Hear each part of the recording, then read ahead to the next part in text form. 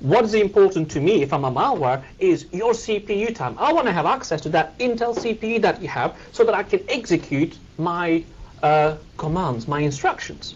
And I need your internet connectivity. So that is what malware wants, your CPU and your connectivity. All right? So how do we stop that? Well, we've got to stop it from coming into your machine in the first place. Whether it's coming from a social networking site or from a site that you're reading news is irrelevant. We've got to stop them from coming into your PC or your computer in the first place. And that's what I mean about prevention-based technologies. We need to put prevention as your first line of defense, not detection. So again, what does that mean? This is individuals buying something? Individuals, we've got to protect each machine. We have to protect one machine at a time. So, and they don't have to buy it free. We give it available, we make it available for free to people to protect themselves. Great. Let's go to Rose in Minnesota. There is so much news about the latest firewalls and anti-software. Do we need both? In fact, do they work? Or are they so you need criminal battle? Yeah, very good question indeed. I mean, that is the symptom that we have today. What do you need? End users do not know what protection that they should get, where to get it from, and how much they should be paying for it. Do I get a firewall, antivirus, anti-spyware, anti-Trojan, anti-botnet, anti-rootkit, anti-what next? So the problem is there's so much out there in terms of anti-this, anti-that, and users do not know. And you know what happens? Malware spreads itself pretending to be an antivirus product. It says, oh, I'm an antivirus 2009. Come on, download me. Now that's how sad the state of the industry is today. So for end users, they do need everything from a firewall to antivirus to you name it, anti-rootkit. However, there is no point in going and paying $50, $60 a shot. That's not the way. They have been put into different packages so that providers can make more money from it. They don't have to be in different packages. You don't have to buy anti-spyware separate than anti-Trojan, than this and that. That's a packaging issue that they've done. You can buy prevention-based technology. You can get prevention-based technologies all in one package.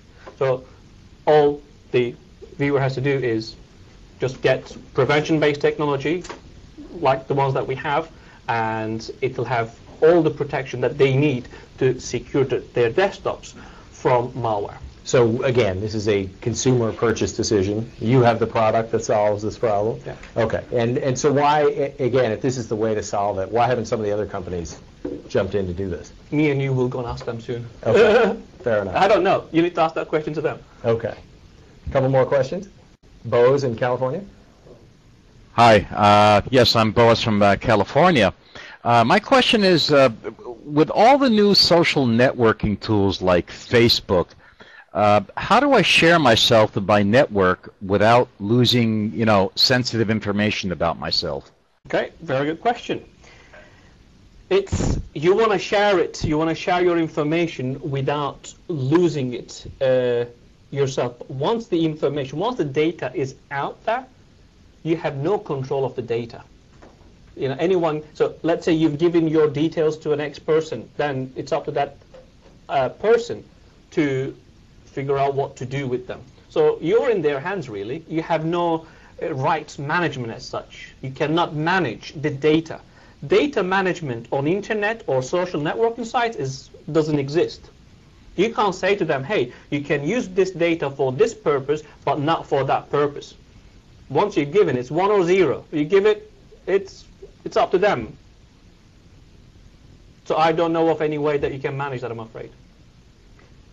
And is this something, do people just have to get smarter about this in terms of what they give? You obviously have a generation of people coming along who feel like you can give everything. And then suddenly, if there's a backlash, it's, well, wait a minute, that's my personal stuff. Yeah. What do you mean you fired me from my job because I put up naked pictures of myself? It was just personal and so forth. So, I think in future you're going to have more capabilities built in to these networking sites to manage your data better.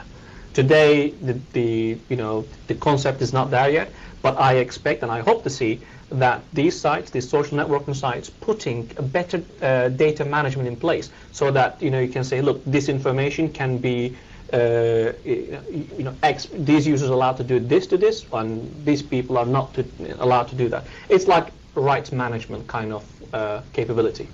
Great. So as we go forward, obviously we'll talk a little bit more about the solutions of this, some of which Komodo provides, and I'm sure some of which are really at the government level. But I mean, again, talk just broadly about, we had the curve earlier, where we likely are in that curve. Are we years away from really realizing how big a serious problem this is? It sounds like enough serious stuff's going on now that maybe we'll wake up to it sooner. Okay. At the moment, like you said, it's inconvenience and money. So today, the crime is only affecting us, the human race, as inconvenience and as money. But our dependency on the computing platform is not stopping. We're depending on it more and more. So what that means is whatever we're depending on could be used against us. So in future, once we're running our healthcare, once we're running our hospitals, all on internet, and operations are being done on internet, then we're going to see more serious cases of, crime being committed. Not only that, we're seeing more organized crime moving to internet now. And that is a huge, huge, huge problem. And there was a case of an 18-year-old kid in New Zealand, who controlled 2 million PCs and was making about $3-4 million a year renting those PCs that he controlled through malware. So we're going to see more organized crime coming in, and at some stage, just like the real world, the terrorism that follows criminals, cyber terrorism will follow cyber criminals. So, and that is happening at the moment, actually. Russia mounting an attack to was it Georgia? No, that's right. Kyrgyzstan. All these wars, and you got propaganda wars. So cyber terrorism is already happening, and it's being used as governments. And so, but obviously that kind of stuff is at government level. I mean, this is not something the individual citizen can worry about. And the FBI is going after this. Certainly in this country, there have been some big busts of credit card rings and identity theft rings and so forth. So do you feel like the government is waking up to this threat? No. No. Is the short answer. And governments are too busy thinking about just securing their own perimeters. How do I secure government PCs? But without even realizing, hey, a government employee is going home and logging to internet at home using their machines, and they're totally unprotected. So the government has to come up with a different solution to protect, to establish that security layer. The days of building a castle, right, and putting houses inside so that you'll be secure is gone. It's a connected world. So the attacks could come from anywhere. So you have to protect everything, literally, for you to be secure against attacks. Great.